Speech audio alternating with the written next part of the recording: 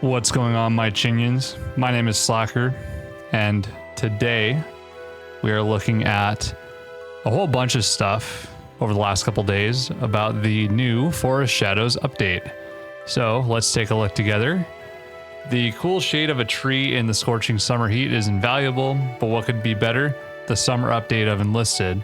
Today we present to you the novelties of the Forest Shadows major update.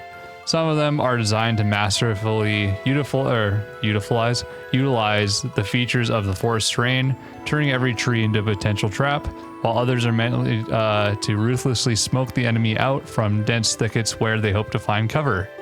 The forest can become your ally or your grave. The choice is yours. All the weapons and vehicles below will be available in the research tree.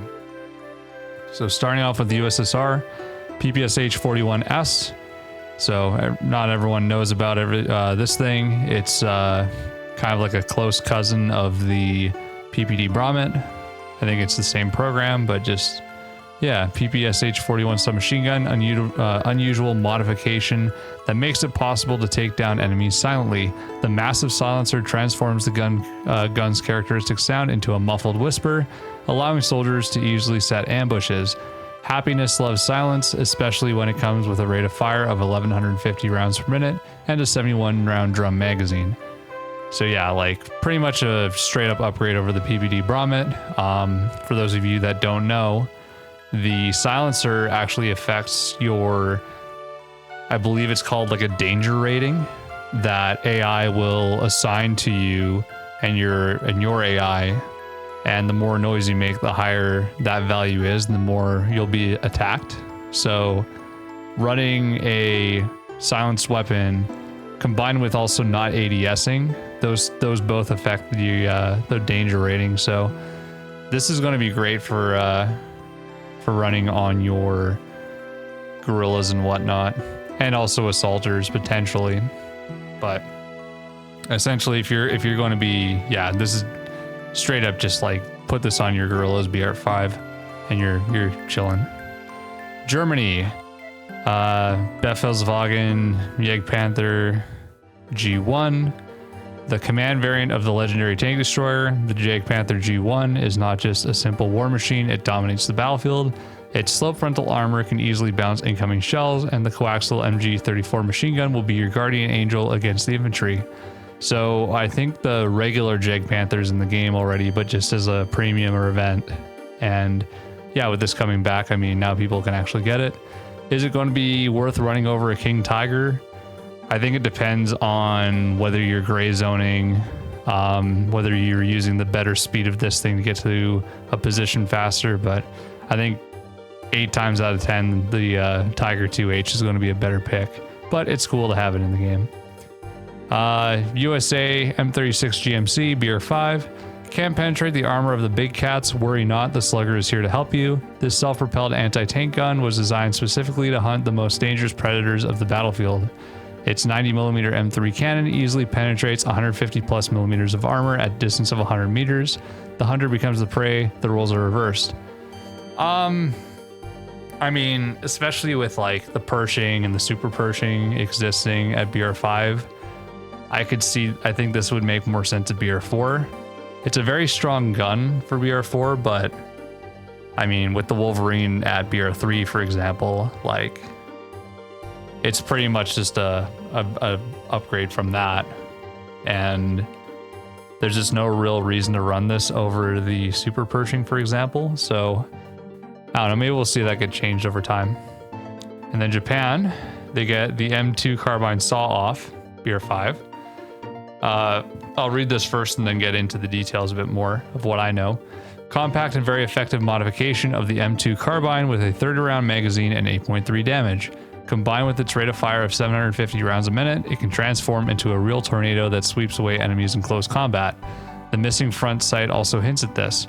Why aim when you can simply spray the area with lead? Because aiming is better. But aside from that,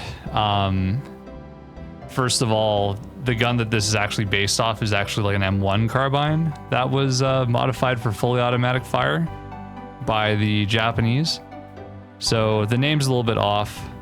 Also, it's been confirmed in the forums that This was originally going to be a select fire, kind of like the M2 carbine in the American tree, but that would just like no one would use it compared to the Type A auto. So it's going to become an SMG at BR5, which is kind of interesting. I thought it'd maybe be an assault rifle, but it's going to comparatively be like an assault rifle anyways. So yeah, it'll be good potentially. I'm really like kind of concerned about the dispersion stat. If it's like the Obrez's at BR2, then I'm not going to like it very much. I'm going to prefer the Type 100 late or the Tokyo Arsenal compared to it. But we will move on.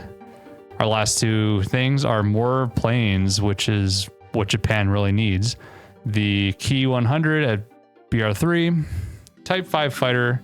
Behind this modest design or designation lies a true predator of the skies, the Kawasaki Ki 100. It has an outstanding maneuverability and versatile armament, two 20mm cannons, two 12.7mm machine guns, and a pair of 250-kilogram bombs.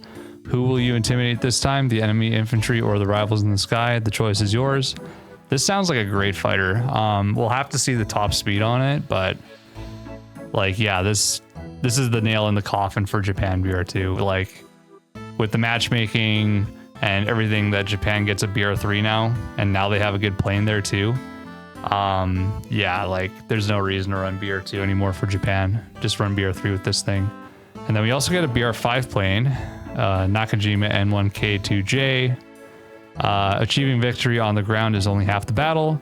The N1K2J Shidinkai, also known as the Violet Lightning, with its 4 20mm cannons, will ensure your air superiority, while the 2 rockets will keep the infantry in check. Surprise or strike your enemies like lightning. So it's cool that we're finally getting some rockets. I believe these are the biggest rockets that they had on planes.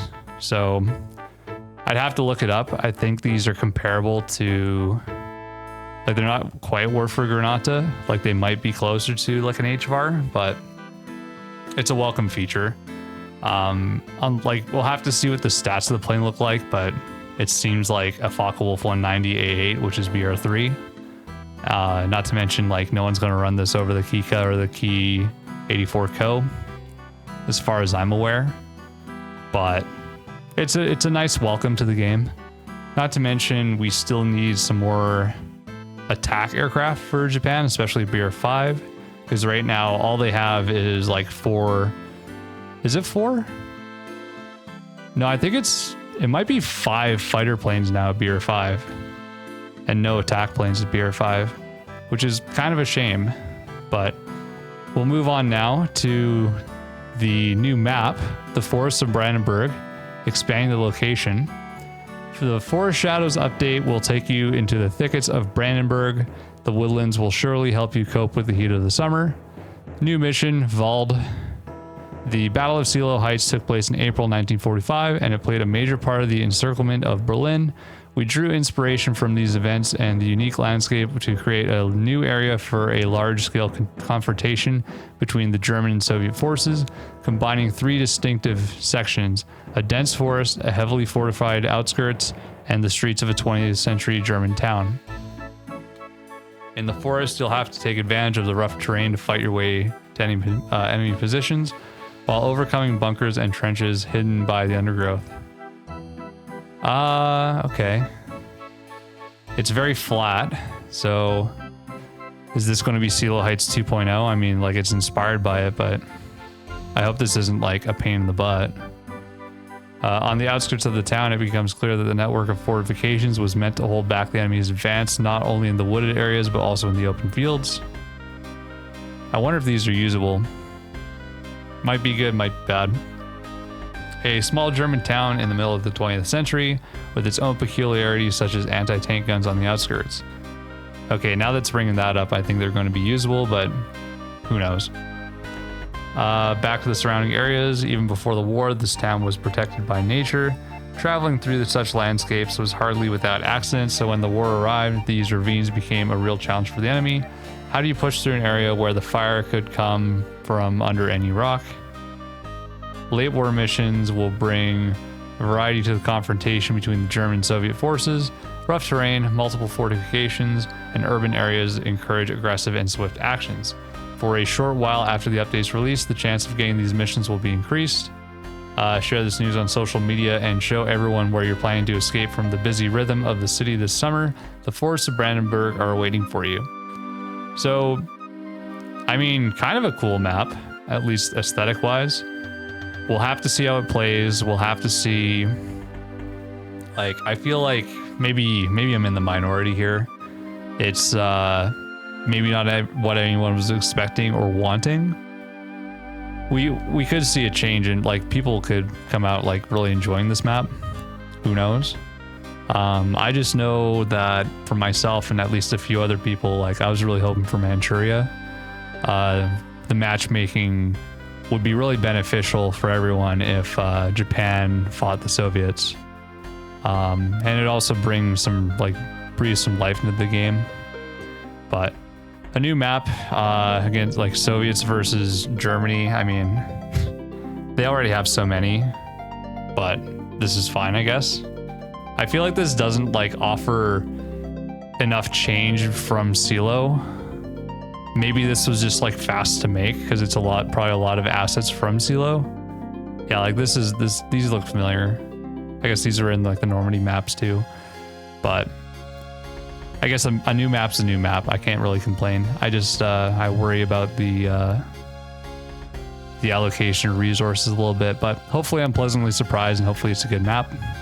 But that's not all that's coming out of this. We're also getting a Silent Storm pre-order, guerrilla squads. We are preparing for another major enlisted update. This time, squads formed to carry out specialized tasks will join your armies. We present to you the new premium squads that come with the Silent Storm pre-order bundle. So we got USA BR4, Commandos with Thompson M1S, British Commandos, Elite Special Forces formed following a request from Winston Churchill at the height of World War II. The Green Beret, legendary Fairburn Sykes fighting rifle, or fighting knife, not fighting rifle. Yeah, Thompson M1 submachine gun, suppressor, silently take out the enemy. So, as far as I know, the stats on this one are actually better than the M1 Thompson in game currently. It's probably going to have a similar muzzle velocity as well. So it's going to be a very strong squad, especially for guerrillas. So I would say if you like guerrillas, they're worth a pickup. And then Germany BR5 Werewolves STG 44S. In the summer of 44, Germans began to create a resistance force that would carry out the operations behind enemy lines against the Allies. Even among these units, there is an elite that received the best equipment from the available supplies. Camouflage gear,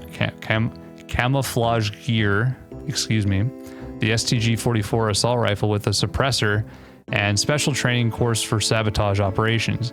They have all the necessary equipment to complete their tasks. So immediately I see this as like a pretty solid squad to pick up because it's 5 STG-44s with suppressors, which, you know, your best option otherwise for guerrillas at BR5 for Germany are going to be with Corrales, arguably with some ZKs. I don't know, depending on what you have. But yeah, like Corrales are not going to shake a stick at this, especially with suppressors, because again, they have that, like I mentioned, the danger rating is going to be a lot lower and you're going to be able to attack from a longer range. So these are going to be very, very good to have if you like your Germany BR5. These are, I would definitely recommend picking up. Pre-order bundle. Purchase the Silent Storm bundle before the major update is released to receive exclusive pre-order bonuses, a portrait, and a nickname decorator. If you're playing Enlisted on console, you can get these bonuses by purchasing the Silent Storm bundle within 14 days of the update's release. So you get a little dagger, and there was a portrait here. I don't know why they're not showing it, but it's just sort of a like German soldier with a helmet. He looks kind of cool. And then the last thing is soon every battle. Oh yeah, I'll just say the title first. New visual effects. Soon every battle will become a scene out of a movie. We have redesigned a major component of the visuals, creating a captivating spectacle of unprecedented scale. Every hit from small arms will be accompanied by realistic visual effects, while explosions of vehicles, bombs, artillery shells, and drop tanks will be more detailed and spectacular. Special attention was paid to projectiles ricocheting off the armor of tanks too. They will not only look more authentic, but the updated sound effects will make it much easier to get immersed in the action. Gunshots and explosions in the sky will also receive updated visuals. Big kaboom.